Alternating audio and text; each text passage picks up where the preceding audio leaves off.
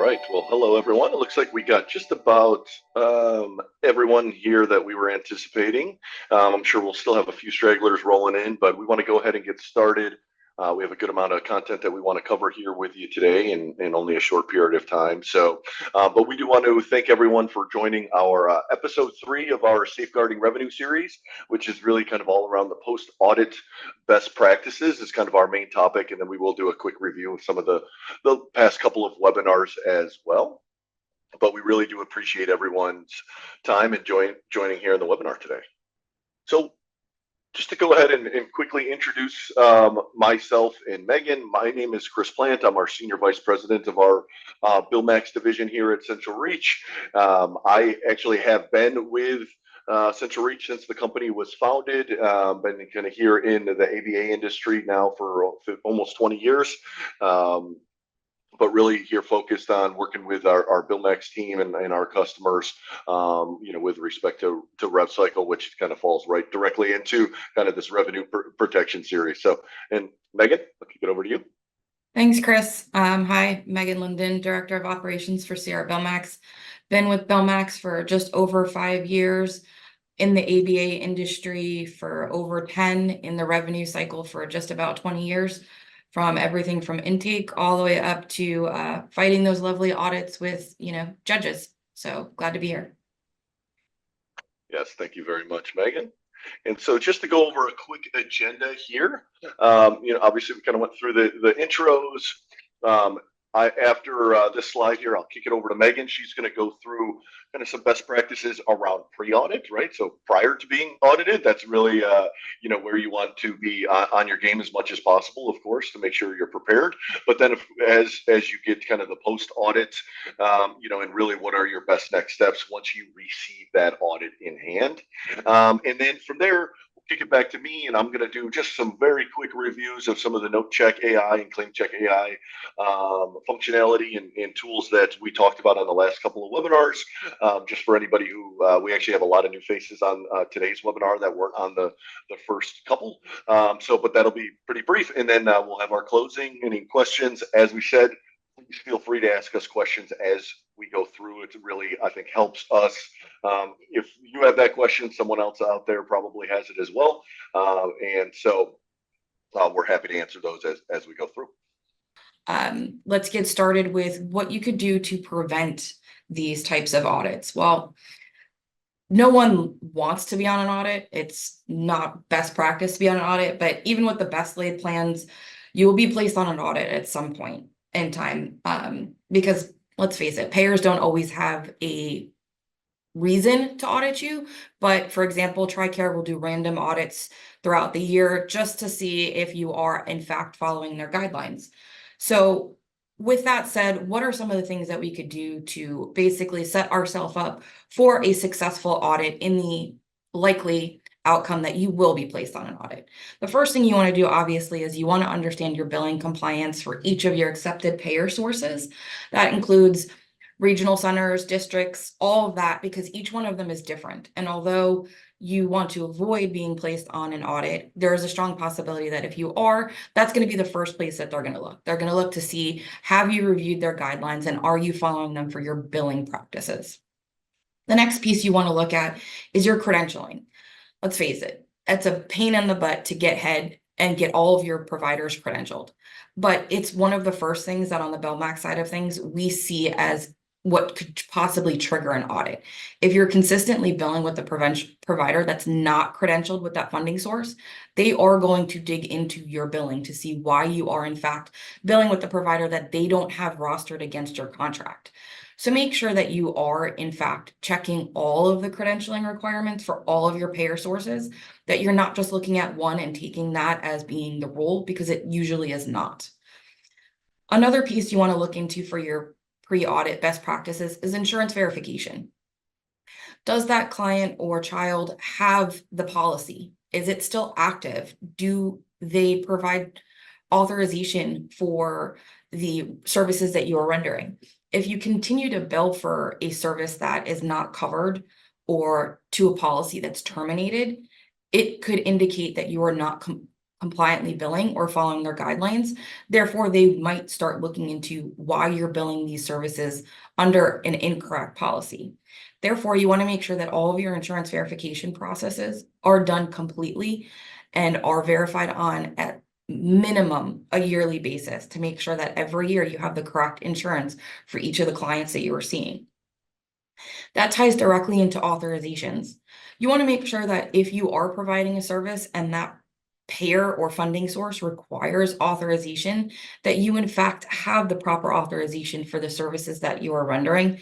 That goes down to the codes that you're billing for, the place of service that you're billing for, the diagnosis code that you're billing for. You want to make sure that all of those are authorized. And if for whatever reason that policy does not require an authorization, that you've obtained a reference number and a call date and a name of a person you spoke to, so that in the likely event that you are placed on an audit, you can prove that you've already spoken with them. They are aware of the services that you're being rendered. You've obtained the authorization when needed. And if an authorization is not required, the person you spoke to who said that you did not require an authorization.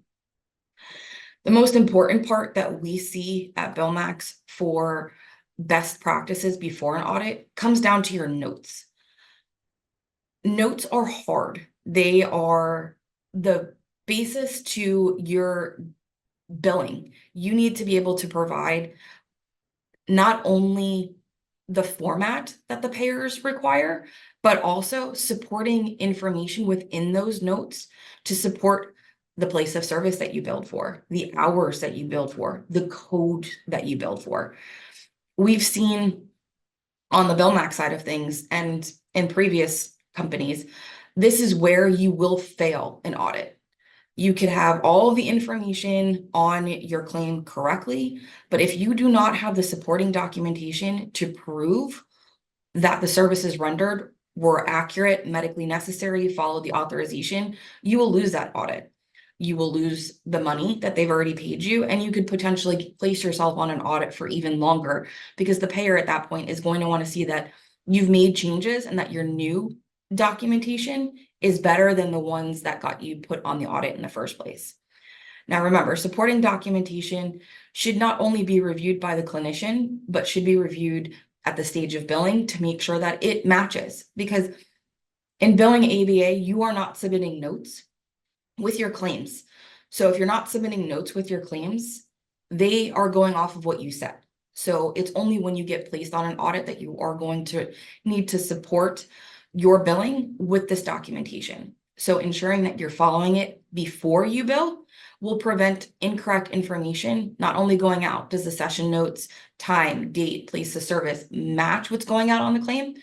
If it's not, you do not want to bill out that claim until that note is completed, updated, and accurate. Because if one or the other is incorrect, by the time you come to an audit and identify that those pieces are not accurate and do not match, it's way past the time of having correct documentation. It's past the time of being able to make an amendment to that. And after all those pieces fail, that's when you'll have to recoup and give the money back to that payer source. The last step of making sure you have a best practice before an audit is clean claim submission. You want to make sure that your claims are going off of the payer and the funding sources billing compliance, that the credentialing is accurate, that you're billing to the correct policy, that you have authorization if you needed, and making sure that all of those boxes are checked on a clean claim. Are you billing it timely? Are you billing it through the right sources? Because believe it or not, on the BillMax side, we've seen it quite a few times where when we've taken over an organization and they have a lot of timely filing, where they were just billing outside of timely filing, or they were billing with incorrect providers, they come to us with audits. Once we put in all these best practices and we get them on a better schedule, they come off the audit very quickly because we've proven that we are now following the processes, following the guidelines, and that moving forward, these pieces will no longer directly impact their clean claim submission. So clean claims are great. Will it avoid all audits? No, but it will definitely prevent you from being placed on an audit that is not random.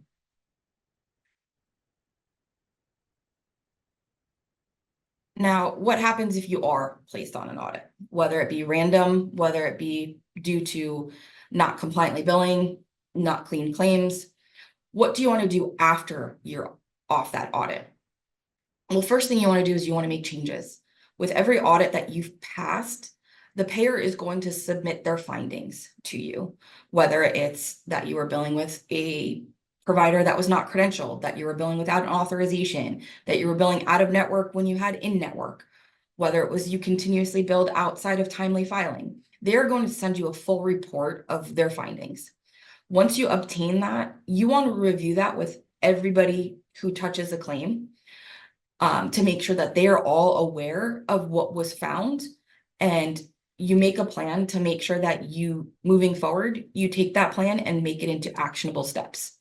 For example, if they find that you were billing consistently with a non-credentialed provider, it's not only important for your intake department to know that, your operations department, your clinical side, your biller. It's all important to make sure that everybody is aware that you were billing with non-credentialed providers, so that it's something that you continuously look out for. Intake, make sure that that provider is credentialed before scheduling an appointment. If it falls through the scheduling, you can't convert a timesheet. If you can't convert a timesheet, or you make it through that the biller is double checking to make sure that that provider is actually credentialed. Making those steps and making those changes are not only going to be beneficial in making sure that you don't have that problem moving forward. If for any reason that payer comes back and audits you again, they will go back to your previous audit findings and make sure that that is not something that you are continuing to do. And in some cases, about 90 days after you pass that audit, the payer might pull random claims just to double check and reach out to the contract holder to make sure that you have a written process in place to make sure that you've made those changes. So you will have to submit that you've made the changes and that you are basically following their findings to ensure that you do not have this issue moving forward. You also want to monitor and readdress your workflows. Are those findings something that you could fix? Was it random that you got placed on this audit? Was it a prepayment audit because they've identified that there was a problem with your billing? Payer guidelines change all of the time. They are not steady. They change in some cases month over month, quarter to quarter, year over year. So you want to make sure that after you've made those changes, address those workflows, that you are now monitoring and readdressing those workflows on a regular basis to ensure that as those payer guidelines change, your workflows and your processes change to avoid unclean claims, credentialing issues, authorizations, etc., to avoid another audit. The last thing that we like to suggest is that you have an internal audit process. What does that look like? You want to audit everything from all of your payers, all of your providers, all of your clients, not just session notes, but the assessments. Are they being signed? Do they require a signature from the parent, from the clinician?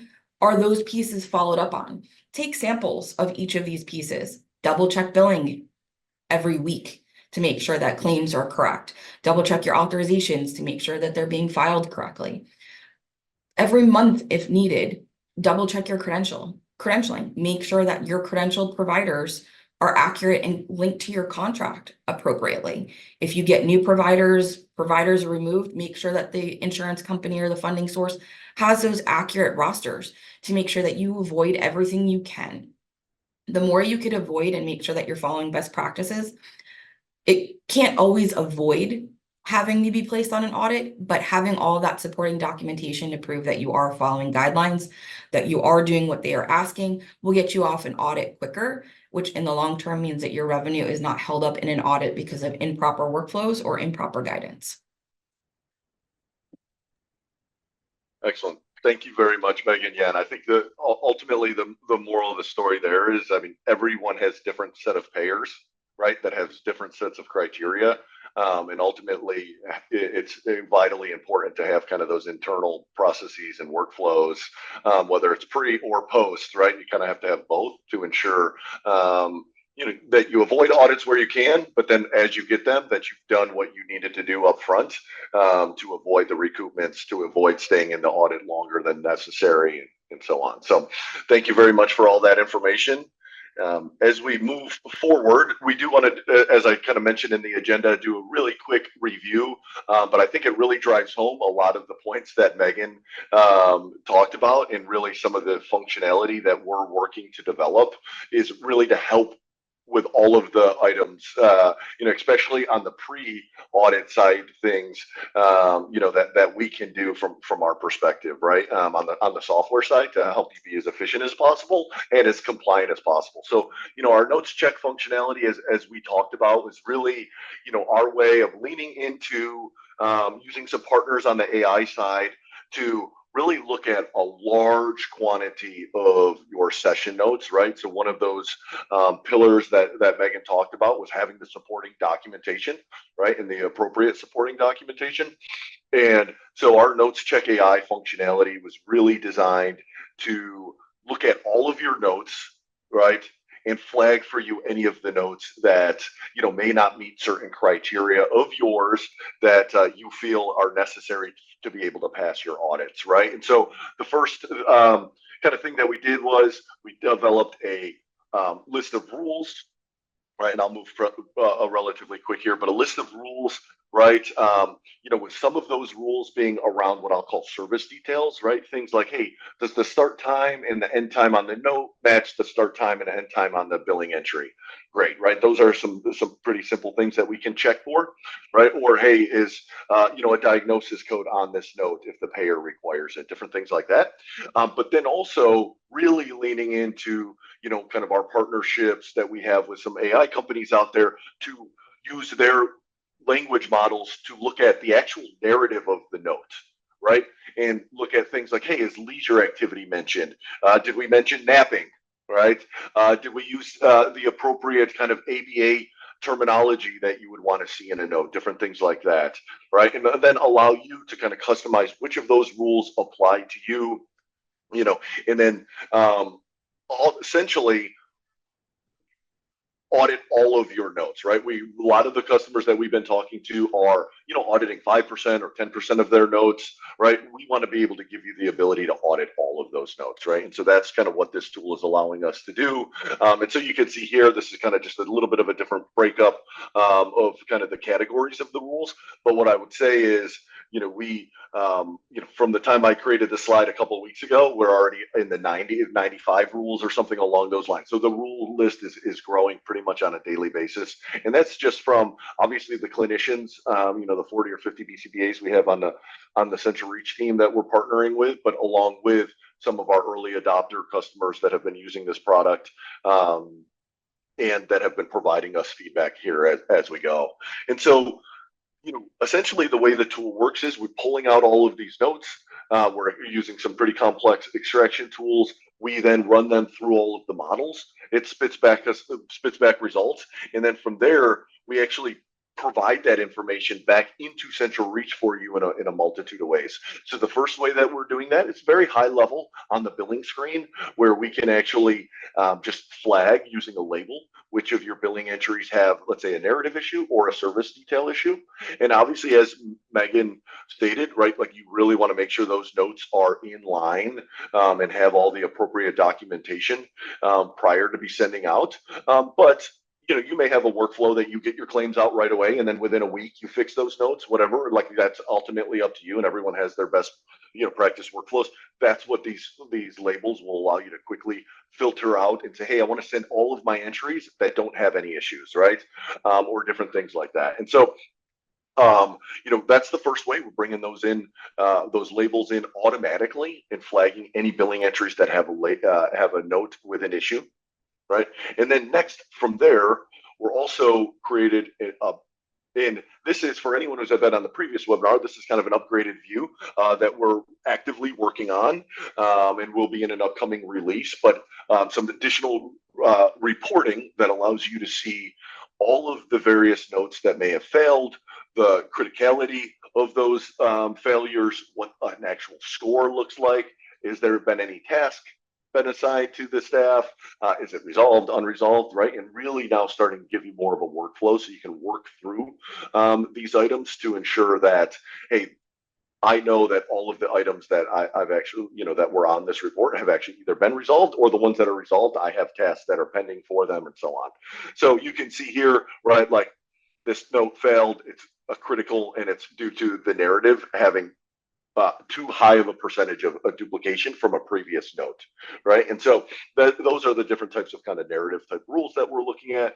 But so this is some of the other ways from a reporting perspective we're pulling this data into CR, and then we are also tasking your staff automatically. So if you are a user of our task module within CR, you can also have your staff be auto assigned a task when they fail certain rules, right? Or like if it's critical type rule that fails, can automatically be assigned to them, where they can log in right away, see that task on their dashboard, come in, comment, they have a link, go right back to the billing entry. They can fix if you have like amendment process or whatever kind of internal workflow is from that perspective, to resolve that issue. So we are kind of bringing that data in back into the system with automation in a multitude of ways. And early feedback that we've gotten from our kind of like our early adopter customers has been really great. We appreciate all them working with us and to kind of develop the rule set and so on. So that's a little bit of a review around our notes check review functionality. The next piece, and so the note, just for everyone on this call to make sure everyone is 100% understands timelines. The note check AI functionality is actively available. So if you are interested in that tool, you can reach out to your CSL or your account manager. As for our claim check functionality, this is a tool that we're actively developing and working with folks like Megan and her BillMax team. As she talked about, we do a lot of auditing on the front end of the billing before it goes out. And, when we talk about clean claims, it's very important to not get yourself flagged just because of errors on your claims. Well, the claim check functionality is really going to help do a lot of those things on the front end to ensure that your claims look good before they go out, that you're not sending anything that, number one, won't get paid on the first go round, right? Or number two, has some type of compliance issue that could flag you for an audit. But it is also looking at other functionality around the authorization, fee schedule, the clinical note. Obviously, we talked about verification of benefits, right? So we're really looking at the claims process from a holistic perspective, and really how can we use the software to really make you as efficient as possible from a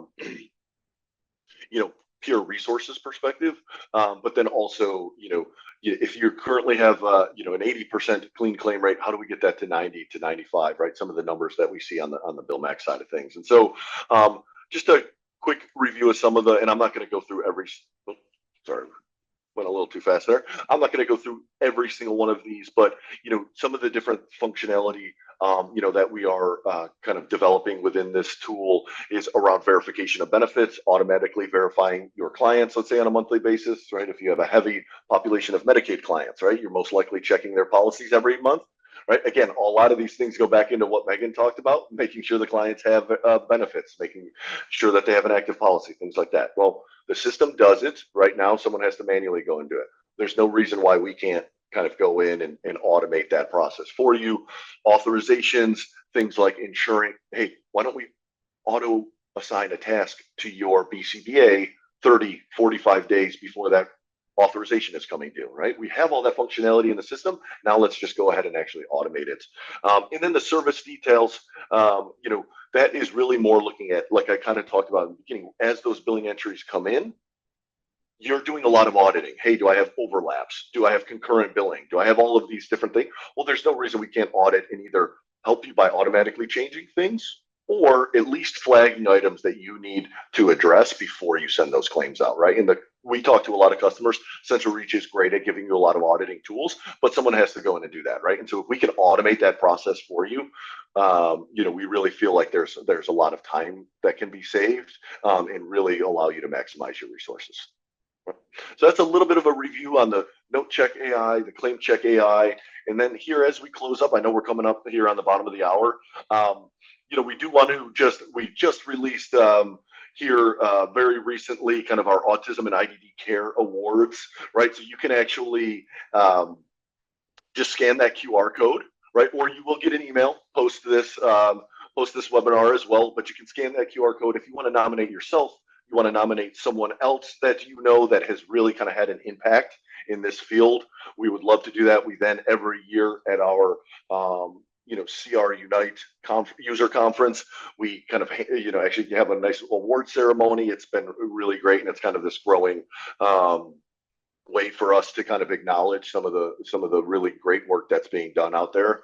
And so we would love to hear from anyone on this webinar. But again, this will be emailed to you as well. And then obviously you can see there at the bottom right, if anyone is interested in the CR Unite conference, there's that URL link there. We'd love to see you there. It's kind of that. It's certainly a growing event every year as well. So I think with that, we are right at 12:30. I think the last couple we went over by a few minutes, so I'm happy that we were able to kind of stay here within the time frame. We really appreciate everyone's time. As soon as you hang up or as soon as we close down the webinar, you will get a quick survey. It's 3 or 4 questions. We really appreciate your feedback.